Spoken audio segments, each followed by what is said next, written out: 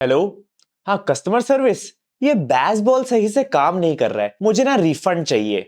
फट के हाथ में आ गई। India versus England second test match, क्या ही बढ़िया मैच था। जायसवाल की डबल सेंचुरी, बुमराह की क्रेजी बॉलिंग, शुभमन गिल का कमबैक और श्रेयस अय्यर का बेन स्टोक्स को सीधा उंगली दिखा के रन आउट करना। इतना बढ़िया इवेंटफुल मैच हुआ और इंडिया जीत भी गई, सीरीज लेवल हो गई 1-1 से। अब कोई प्रेशर नहीं है। क्यों इंग्लैंड वालों, वो जो 600 रन बनाए उसकी हाइलाइट्स दिखाना मुझे। अरे इतना कॉन्फिडेंस लाते कहां से हो तुम लोग? करते नहीं हो जाता है भैया। डे 3 पे जिमी एंडरसन ने बताया था कि ब्रेंडन मैककलम ने ड्रेसिंग रूम में बोला है कि अगर 600 रन का भी टारगेट मिलेगा ना तो भी ये लोग आराम से बना लेंगे। 300 रन तो बने नहीं भाई इन लोगों से, चले 600 रन बनाने। बट हाँ भाई, ये बात तो माननी पड़ेगी कि बेसबॉल की वजह से मैचेस इंटरेस्टिंग जरूर होते जा रहे हैं। मैं तो हैरान इस बात पे हूँ कि इंडिया ने इस मैच में कैसे रैंक टर्नर पिच नहीं बनाई। ये पिच भी एकदम फ्लैट ट्रैक बैटिंग वाला बना दिया, ऊपर से हमें एक एंटरटेनिंग मैच भी दे दिया और हम जीत भी गए। हाँ, वो अलग बात है कि इस बार मोटा भाई ने पिच में मदद ना करके हमें कहीं और मदद कर दी। इन सब LBW कंट्रोवर्सीज की बात तो हम बाद में कर लेंगे, but let's first address the elephant in the room.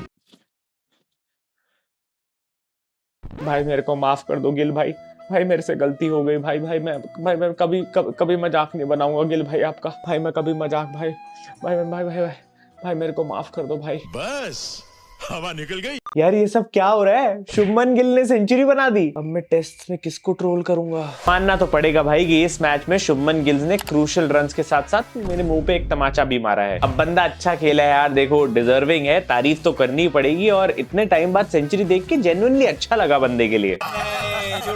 और देखो यार सीरियसली अब बात सिलेक्शन पे आ गई थी। पहली इनिंग्स में तो वैसे ही अच्छा नहीं खेला था और अगर सेकंड इनिंग्स में भी बंदा ना रन बनाता तो अगले 3 मैचेस के लिए कैसे सिलेक्ट होता? ये सब मैं बोलूंगा तो भाई विवाद हो जाएगा। गजब टूबीबाज आदमी। हाँ ठीक है भाई, अब मान लिया परफॉर्म कर लिया बंदे ने, अच्छी बात है, कंसिस्टेंट रहे बस, अपन तो यही बोल सकते हैं। और देखो ऐसा भी नहीं कि पूरी तरह से छोड़ दिया। अब एक सेंचुरी आने का मतलब ये नहीं है कि भाई अगले 5-6 मैचेस के लिए जगह बन गई है तो भाई सब कुछ सही हो गया है। आई थिंक बच्चे 3 टेस्ट में अगर शुभमन गिल का नाम आने वाला है और ये बंदा खेलेगा तो भाई परफॉर्म करना पड़ेगा उसमें भी अच्छे से। अपने को जायसवाल जैसी कंसिस्टेंसी चाहिए। बट सीरियसली अब इतना तो तय है कि शुभमन गिल ने अच्छा परफॉर्म कर लिया तो इंजरी अय्यर भाई को देनी पड़ेगी। अच्छा बात नहीं है।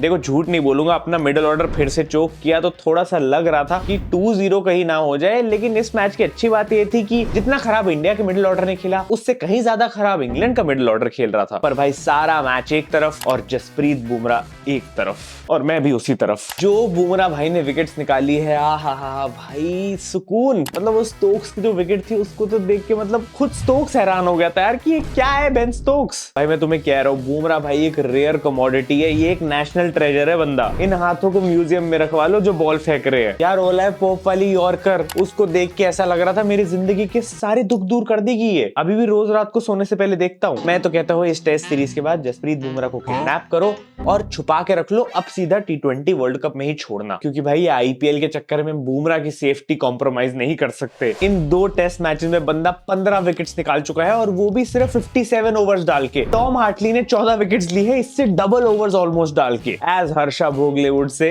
What a bowler. हंसी तो मुझे इस बात पे आ रही है कि रैंक टर्नर सोच सोच के इंग्लैंड वाले 4-5 स्पिनर खिलाए जा रहे हैं और हम यहाँ मैच जीत रहे हैं अपने पेसर्स के बल पे। चीटिंग करता है तू। और देखो अच्छी बात यह है इन सब की बदौलत सीरीज लेवल हो चुकी है और आज या कल में अगले 3 टेस्ट मैचेस की भी स्क्वाड अनाउंस हो ही जाएगी। सुना है कोई किंग वापस आ रहा है। जो भी हो देखो सबसे पहले टीम मेरे टेलीग्राम पे आ ही जाएगी तो तुम ज्वाइन कर लेना और फिर अलग से उस पर कल या परसों में वीडियो भी बना देंगे। विराट भाई वापस आ जाएंगे, गिल ने अपनी जगह बना ही ली है, बस टीम में अय्यर भाई के फ्यूचर का कुछ अभी कह नहीं सकते। खैर चिंता तो मुझे आजकल अपने भविष्य की भी होती है। मैं तो कहूंगा सरफराज भाई आप भी थोड़ा चेक करवा लो क्योंकि इस मैच में भी मौका नहीं मिला और अब तो विराट और राहुल भी वापस आ जाएंगे अगले टेस्ट के लिए। #Justice for Sarfaraz. भाई देखो इन सब झमेलों से दूर चल रही है ऐसे T20 की सीरीज जहां पे अपनी IPL की फ्रेंचाइजेस T20 खेल रही है। अपनी फैंटेसी टीम बनाओ और 100% गारंटीड विन वाला कॉन्टेस्ट ज्वाइन कर लो। इस कॉन्टेस्ट में कोई रिस्क नहीं है, बस रिवॉर्ड्स ही रिवॉर्ड्स है। जीते तो 7 लाख तक का प्राइज है और अगर लास्ट भी आते हो तो भी अपनी एंट्री फीस ऑलमोस्ट लेके ही निकलोगे। खुद की टीम बनाने में अगर रिस्क लगता है तो क्रिकेट एक्सचेंज फैंटेसी का फीचर है एक्सपर्ट टीम्स का, उसमें थोड़े बहुत चेंजेस करके अपनी टीम उतार दो कॉन्टेस्ट में। में, वरना अगर सबसे स्ट्रॉन्गेस्ट टीम बनानी है तो भाई मैच इन्फो और मैच एनालिसिस जैसे फीचर्स का यूज करके बेस्ट टीम बनाओ और जीतो भाई। इतने सारे और अच्छे फीचर्स कोई और ऐप नहीं देती है फैंटेसी में, इसीलिए टॉप रेटेड फैंटेसी ऐप है। डिस्क्रिप्शन में लिंक है, डाउनलोड कर लो और कॉन्टेस्ट फटाफट से ज्वाइन कर लो। नो रिस्क मेगा कॉन्टेस्ट हर मैच के लिए वैलिड रहेगा। वैसे विराट भाई को भी अपनी तरफ से कांग्रेट्स है भाई, वामिका के जायदाद के हिस्सेदार के लिए। तो ना हर बेस्ट फ्रेंड की तरह विराट भाई के बेस्ट फ्रेंड ने भी उनका उतना ही बुरा काटा है। पूरी दुनिया को मजे मजे में खबर फैला दी कि एक और वारिस आ रहा है, इसीलिए तो किंग छुट्टी पे गए हैं। AB डिविलियर्स भाई हमारा वही हरामी दोस्त है जो हर बार हमें बोलता है माँ की कसम खा के भाई किसी को नहीं बताऊंगा, और फिर अगले दिन पूरी सोसाइटी को पता होता है। नगर में ढिंढोरा पिटवा दो दादा। बट खैर मानते हो ना, मैंने तो पहले ही प्रेडिक्ट कर दिया था। सब्सक्राइब कर दो इसी बात पे। देखो भाई, एक होती है परफॉर्मेंस, फिर आती है मैच विनिंग परफॉर्मेंस, और फिर आते हैं लॉर्ड मुकेश। ना बुमराह को मैच में 10 विकेटें कंप्लीट करने दी और ना अश्विन को 500 विकेट्स लेने दी। पूरे मैच में मिला के बंदे ने 1 विकेट ली, और वो भी वो जिसकी सबसे ज्यादा जरूरत हमारे दूसरे बॉलर्स को थी।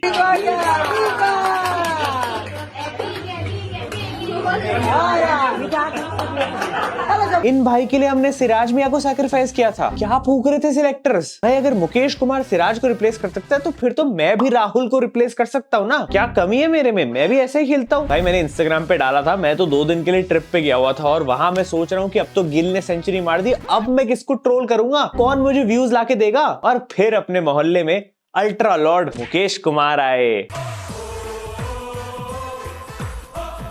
अगर बाकी प्लेयर्स की बात करें तो साइंटिस्ट अश्विन रन्ना ने पहली इनिंग्स में कुछ खास नहीं किया था, लेकिन सेकंड इनिंग्स में उन्होंने अपना अल्ट्रा साइंटिस्ट मोड ऑन कर दिया किसी तरह, और फिर से विकेट्स निकाल ली। अक्षर भाई का तो पता ही नहीं लगता कि खेला भी था बंदा। हर मैच में चुपचाप कुछ ना कुछ छोटी मोटी अच्छी परफॉर्मेंस दे के टीम को किसी तरह जिताने में हेल्प कर देता है बंदा। यही चीज अगर जड्डू या हार्दिक पांड्या करते हैं ना तो भाई एकदम ट्रेंड बन जाता है। पर अपने सीधे साधे बापू एज यूजुअल चुपचाप जाके अपनी चाय एंजॉय करते हैं मैच के बाद। बाकी देखो, कुलदीप भाई भी डिसेंट ही रहे थे, उतनी अच्छी परफॉर्मेंस नहीं आ पाई जितनी आनी चाहिए थी, और उसमें पिच का ज्यादा दोष है। हो सकता है अगले मैच में, मतलब एक मैच में तो रैंक टर्नर बनेगी ना यार। एंड ऑल्सो रजत पाटीदार उतना कोई खास डेब्यू था नहीं, ज्यादा कुछ कंट्रीब्यूट कर नहीं पाया। देखते हैं अब आगे कितना चांस मिलता है, क्योंकि सीरीज तो इंटरेस्टिंग हो रही है। और भरत भाई, कभी तो भारत के लिए परफॉर्म कर लिया करो। इधर आको ना भरत, तू बैट्समैन है ना? कितना रन किया तू? बैट्समैन? मैं तो मिस्त्री हूँ हार्दिक भाई। ये रोहित भाई के घर का काम चल रहा था, उधर में ईटा पकड़ते हुए इन्होंने देख लिया। इन्होंने आके मुझे पूछा बॉल पकड़ेगा? हाँ पकड़ लूंगा, और फिर मैं इधर आ गया। ऑल्सो देखो, special mention to Jimmy Anderson. 41 years की एज में भी 8 ओवर्स का एक कंटिन्यूअस स्पेल डाला दादाजी बंदे ने। इतनी उम्र होने के बाद भी बंदा इतनी बढ़िया बॉलिंग कर रहा है।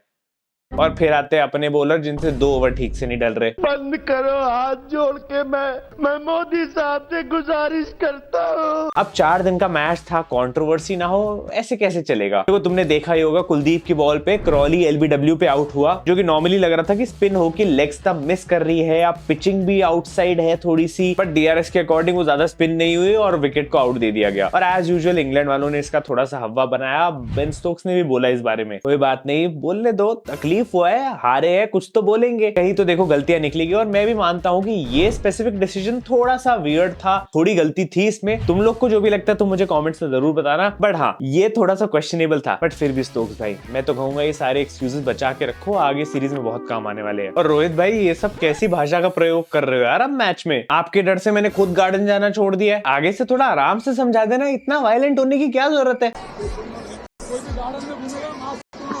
यही वायलेंस थोड़ा बैटिंग के टाइम के लिए बचा के रखो ना। ये थोड़ी कि अब T20 में एक सेंचुरी लग गई तो अब अगली सेंचुरी अगले साल आएगी। भाई हम लोग अय्यर और गिल के खराब फॉर्म की बात कर रहे हैं, लेकिन रोहित शर्मा का भी फॉर्म थोड़ा सा क्वेश्चनेबल ही चल रहा है। अब मैं कुछ बोलूंगा तो विवाद हो जाएगा, तुम लोग कमेंट सेक्शन में को गाली देना शुरू हो जाओगे, बट ट्रुथ तो ये है कि अब रोहित भाई से एक बड़ी इनिंग्स की उम्मीद रखनी चाहिए अपने को। और ये बंदा तभी परफॉर्म करता है जब सब उम्मीद रखते हैं। पर हाँ, एक चीज है इन दी एंड जो अपने को थोड़ा संतुष्ट रख रही है, वो है jazz ball. Left handed explosive opening batsman जो कि 6 मार के सेंचुरी कंप्लीट करता है और डबल सेंचुरीज लगा रहा है। अब ऐसा प्लेयर तो पहले भी कहीं देखेला लगता है भाई। हैंड्स डाउन यशस्वी जायसवाल, क्या परफॉर्मेंस दी है इस मैच में। इनफैक्ट इस सीरीज में बहुत अच्छा खेल रहा है, एंड मैं ये कहूंगा भाई कि इसको डिसेंट हाइप देते हैं। आई नो डिजर्व करता है, मिल रही है, लेकिन एकदम इतना भी वो नहीं करते जैसा गिल के साथ हुआ कि भाई ओवर हाइप कर दिया और उसके बाद फिर जब वो कभी एक दो मैच नहीं चला तो फिर हम शुरू हो गए कि भाई इसको हटाओ टीम से। तो ठीक है, अभी परफॉर्म कर रहा है, एंटरटेन कर रहा है, let's enjoy while it last and I hope it last forever. मैंने तुम्हें कहा ही था कि ये सीरीज जायसवाल और गिल के लिए बहुत इंपॉर्टेंट होने वाली है। आई थिंक जायसवाल ने अभी अपने लिए जगह बना ही ली है। तो अब आज जो टेस्ट स्क्वाड आने वाली है अगले 3 मैच के लिए, आई थिंक उसमें से अय्यर को तो ड्रॉप कर सकते हैं ये लोग, एंड डेफिनेटली हम लोग विराट और केएल राहुल को टीम में वापस आता हुआ देख सकते हैं। जड्डू का भी